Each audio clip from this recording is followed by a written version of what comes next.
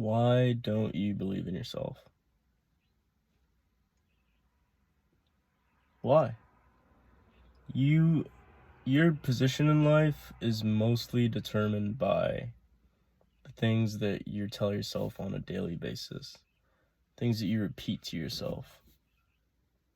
I read that from James Allen, As a Man Thinketh. And James Allen said that your thoughts dictate your actions, and your actions dictate your position in life. I think it's 100% true. I think if you're 30 years old and living in a box on the side of the road and there's nothing wrong with you, you're probably living in the box because you've told yourself your whole life, oh, like, I can't do anything, I'm stupid, I'm dumb, or I can't make any money, or oh, it's a man's fault, it's not my fault that I'm homeless. Really look inside of yourself. Think deep. Why aren't you achieving the things that you want to achieve? It's crazy because, like, I'm from a third world country. And people are just so, like, ungrateful for everything that they have in, like, these first world countries. Right now I live in the United States.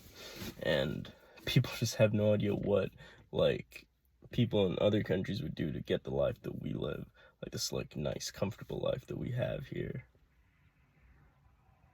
It's like, I remember, like, being, like, 5 or 6 years old, like, running around, like, barefoot.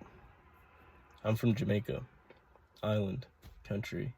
It's a very poor country, and I remember, like, running around with no shoes and stuff on the rocks, my feet getting all calloused up and everything. And I was talking about America like it was this, like, crazy, like, fantasy place. But I was always ambitious, and I always, like, told myself, like, you're gonna do great things, like, you're gonna be the one to change your family. I remember I was like 16, 17, I was working in a movie theater, and Hollister too. I was working 2 jobs, both for $8.46 an hour. It was like minimum wage in Florida. That shit, bro, like, that wasn't even enough for gas money back. That was just like a little, like, weed money or whatever back then. But I remember I was working those jobs, and, like, it was my job to sweep up the popcorn after people had left the movie theater. I'd go in there, I'd take all the trash out and sweep the popcorn. And every time I was sweeping that popcorn, it wouldn't want to go inside the pan. You had to sweep it like 8 times before it went in there. For it to go in. And I would tell myself, I'm going to be rich one day. I'm going to be rich one day. I'm scrubbing the fucking bathrooms. I'm going to be rich one day. I did not let my position dictate what I thought about myself. I could have easily thought, like, I'm working a shitty job. Man, like, shit. Like, I'm gonna just smoke weed every day to just escape from this pain because this life is fucking painful. Imagine how painful that life was for me. I would go to work, be high at work, come home, get high too, to just escape the pain of what my daily, like, life was like. Think about that. I'd come home at like 2 a.m. because we used to stay at 1 till 1 a.m. at the movie theater, clean up and get everything ready for the next day.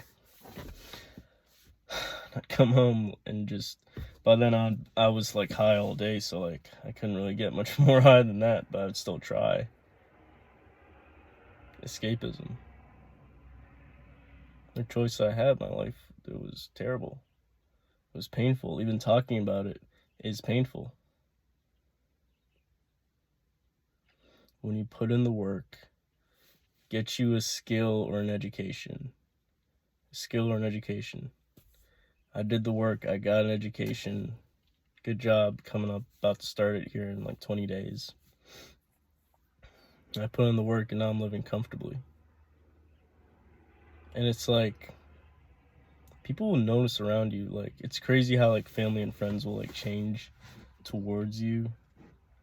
And I remember back then, like, nobody believed in me. Like, everybody thought I was, like, well, rightfully so, they thought I was a loser because I would always, like the shy kid that, like, people, like, I didn't like people. Like, I was, like, introverted mostly. Like, I was I didn't really accomplish much.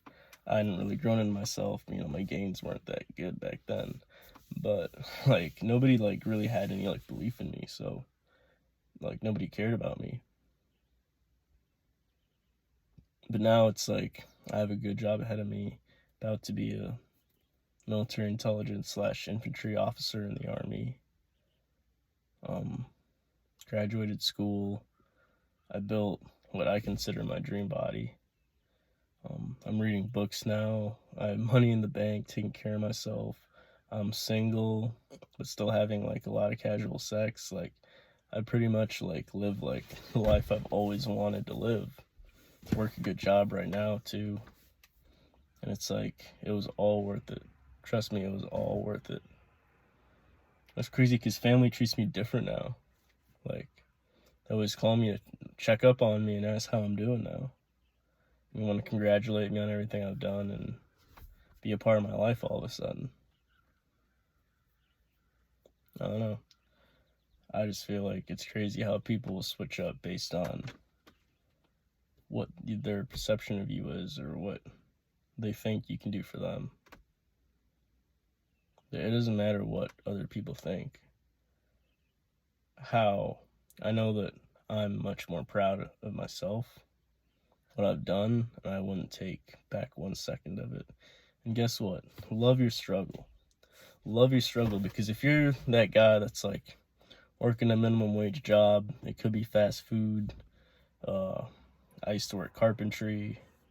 I worked like in every industry known to man, but like if you're working these jobs and you're working hard and you can't really see the light at the end of the tunnel, or maybe you're in school and you're studying and you know things are tight, you got loans and like all the stress and you can't really see the light at the end of the tunnel, I'm telling you, just keep going.